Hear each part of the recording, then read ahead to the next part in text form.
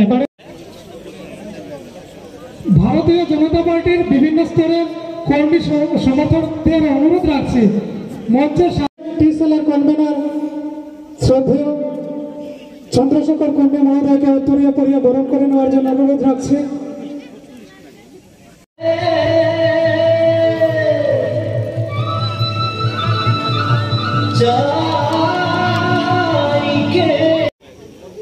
অমরদেব কর্মী মহোদয়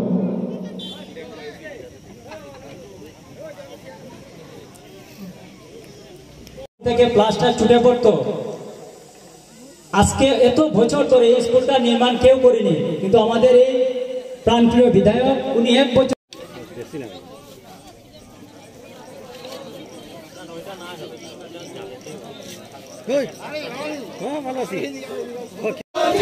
बीजेपी जिंदाबाद जिंदाबाद जिंदाबाद नरेंद्र मोदी जिंदाबाद जिंदाबाद जिंदाबाद नरेंद्र मोदी जिंदाबाद जिंदाबाद जिंदाबाद डॉक्टर मानिक शाह जिंदाबाद जिंदाबाद जिंदाबाद माता की बीजेपी बीजेपी नवगठबंधन জানাই হাজার হাজার স্বাগতম স্বাগতম স্বাগতম নবগঠবন্ধন জানাই ভারতীয় জনতা রামু কুরম লাইনের থেকে যারা জয়েন করবেন তাদের নাম ঘোষণা করছি।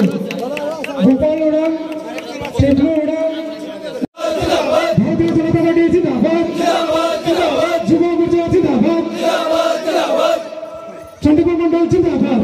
পরিবার থেকে আসেন মহারাজ বীর বিক্রম কিশোর মানিককে, তিনি কন্যা এবং মহারানী বিভু দেবী, যিনি আমাদের এখানে সাংসদ ছিলেন এবং রাজ্য সরকারের মন্ত্রীও ছিলেন, এবং বীর বিক্রম কিশোর মানিকও তিনিও মন্ত্রী ছিলেন, সাংসদ ছিলেন। তাদের পরিবারের সেই সুযোগ্য সন্তান মহারানী কৃতি সেন দেববর্মন মহোদয়া আমাদের প্রার্থী, আমরা ওনাকে বিপুল ভোটে জয়ী করে পার্লামেন্টে পাঠাবো এবং আমাদের রাজ্যের উন্নয়নে তিনি আমাদের জন্য কথা বলবেন। আমরা এখানে যারা সমবেত হয়েছে আমরা সবাই জানি যে এখানে দীর্ঘ বছর, শুধু 1-2 বছর নয়, লম্বা একটা সময় 45 বছর এখানে কমিউনিস্টের সরকার ছিল। যারা নাকি বলতো শ্রমিক বিরোধী, তারা বলতো আমরা মেহনতি মজদুর মানুষের সরকার।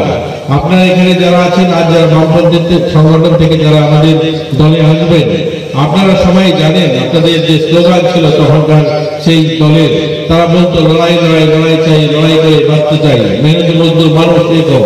আমরা তাদেরকে জিজ্ঞাসা করতে চাই, আজও যারা কমিউনিস্ট করেন, যারা আমাকে শুনছেন, যারা কমিউনিস্টের এখনো তাদের দলের পতাকা হাতে নিয়ে ঘুরছেন, তাদেরকে আমি জিজ্ঞাসা করতে চাই, আপনারা যে মেহনতি মজদুর মানুষের লড়াইয়ের কথা বলতেন, লড়াই সংগ্রামের কথা বলতেন, ওই চা শ্রমিক পরিবারগুলোর জীবনমান উন্নয়ন হোক, তারা তাদের নিজের পায়ে দাঁড়ান, তারাও সম্মানের সঙ্গে বাঁচুক, যে কথাটা আমাদের চন্দ্রশেখর কুন্ডু বলেছে, সম্মান, ওই সম্মানটুকু আপনারা দিতে পেরেছেন কি? আপনারা যে সাম্যবাদের কথা বলতেন, ইকুয়ালিটির কথা বলতেন, সবাইকে সম অধিকারের কথা বলতেন, আপনারা কি দিয়েছেন তাদেরকে সেই সম অধিকার?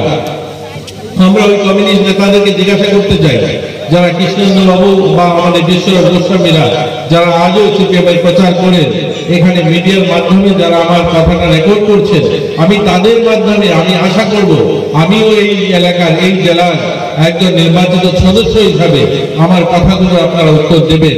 আপনারা যে সম্মানের কথা বলতেন, আপনারা ইকুয়ালিটির কথা বলতেন, সম অধিকারের কথা বলতেন, কোথায় আপনাদের সেই আইডিওলজি, কোথায় আপনাদের নীতি, কোথায় আপনাদের আদর্শ?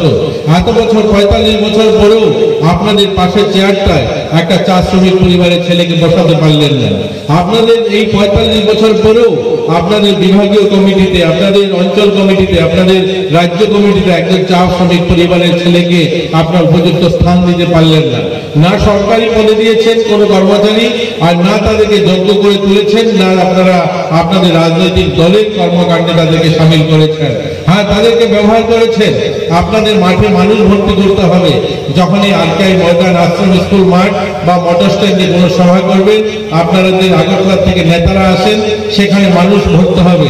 চা বাগানে পাঠিয়ে দাও, 9খানা চা বাগান আছে, মনুগুলি, রাঙ্গুর, কালীশাসন, মুক্তিছড়া, এই ধরনের চা বাগানগুলো আছে, দৌলতপুর, সেখানে ট্র্যাক্টর পাঠাও, ট্রাক পাঠাও, মালগাড়ি পাঠাও, ওখানে মানুষগুলো আছে, তাদেরকে ট্রাক বোঝাই করে নিয়ে আসো, তাদেরকে মাঠের সামনে